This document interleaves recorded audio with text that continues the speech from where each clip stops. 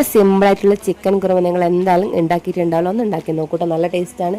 അപ്പോൾ 10 അണ്ടിപ്പരിപ്പ് ഞാനിവിടെ തിളച്ച വെള്ളത്തിൽ കുതിർത്താൻ വെച്ചിട്ടുണ്ട്. സവാള, പച്ചമുളക്, ഇഞ്ചി, വെളുത്തുള്ളി, അതുപോലെ തന്നെ 1 പാൽ 2 പാൽ അരമുറി തേങ്ങയുടെ പാലാണ്. അത് വെളിച്ചെണ്ണ എടുത്തിട്ട് നമുക്ക് അതിലൂടെ സവാളയും ഇഞ്ചി, വെളുത്തുള്ളി, പച്ചമുളക് ഇതെല്ലാം കൂടെ ഉപ്പ് ഇട്ടിട്ട് നന്നായി വഴറ്റിയെടുക്കാം. ഇത് നമുക്ക് അരച്ചെടുക്കേണ്ടതാണ്. അധികം ഒന്നും ഭയന്ന് ഗോൾഡൻ ബ്രൗൺ നിറമൊന്നും ആവേണ്ട കേട്ടോ. അതുപോലെ തന്നെ നമുക്കിതൊന്ന് അരച്ചെടുക്കാം. നമ്മുടെ അണ്ടിപ്പരിപ്പൊന്ന് അരച്ചെടുക്കുന്നുണ്ട് ആ ടൈമിൽ.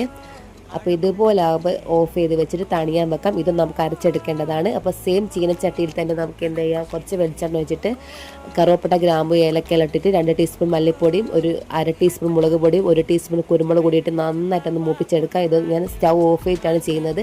കുറച്ച് വെള്ളം കൂടെ ചേർത്ത് കൊടുക്കുന്നുണ്ട് അടി പിടിക്കുന്നതിന്. നമുക്കിതിലോട്ട് അരച്ച് വെച്ച നമ്മുടെ സവാളയുടെ പേസ്റ്റും ചേർത്ത് നന്നായിട്ട് മിക്സ് ചെയ്യാം. അതിലോട്ട് നമ്മൾ കഴുകി വൃത്തിയാക്കി ചിക്കൻ ഇട്ട് കൊടുത്തിട്ട് നന്നായിട്ട് ഉപ്പൊക്കെ വേണമെങ്കിൽ ഇപ്പോൾ ചേർത്ത് കൊടുക്കാം കേട്ടോ.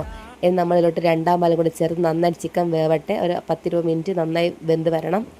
അപ്പോൾ ഇത് നന്നായിട്ട് തിളച്ച് വന്നു, അതുപോലെ നന്നായി വെന്ത് വന്നിട്ടുണ്ട്. ഇനി ഇതിലോട്ട് നമ്മൾ ചേർത്ത് കൊടുക്കാൻ പോകുന്ന അരച്ച് വെച്ച അണ്ടിപ്പരിപ്പിൻ്റെ പേസ്റ്റാണ്. അതിലോട്ട് ചേർത്ത് കൊടുക്കുമ്പോൾ നന്നായിട്ട് കുറുകി വരും കറി. അപ്പോൾ നല്ല ടേസ്റ്റാണ്. അണ്ടിപ്പരിപ്പ് എന്തായാലും ഇടണം കേട്ടോ, സ്കിപ്പ് ചെയ്യരുത് നിങ്ങൾ. അപ്പോൾ നന്നായിട്ട് ഇതൊന്ന് എന്തെയ്യാം, ഇളക്കി കൊടുക്കാം. അപ്പോൾ ഇതും ഒന്ന് നന്നായി തിളക്കട്ടെ.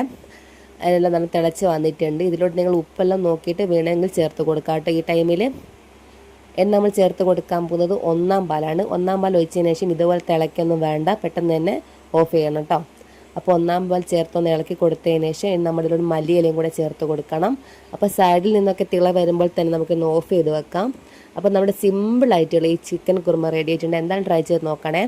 അപ്പോൾ നിങ്ങൾ ട്രൈ ചെയ്ത് മാത്രം പോരാ, ഫീഡ്ബാക്ക് എന്തായാലും അറിയിക്കണം. ഇത് നെയ്ച്ചോറിൻ്റെ കൂടെയും ഏതൊരു പത്തിരി ആവട്ടെ ദോശയാവട്ടെ എന്തിൻ്റെ കൂടെയും നല്ല ടേസ്റ്റാണ്. എന്തായാലും ഉണ്ടാക്കി നോക്കുക.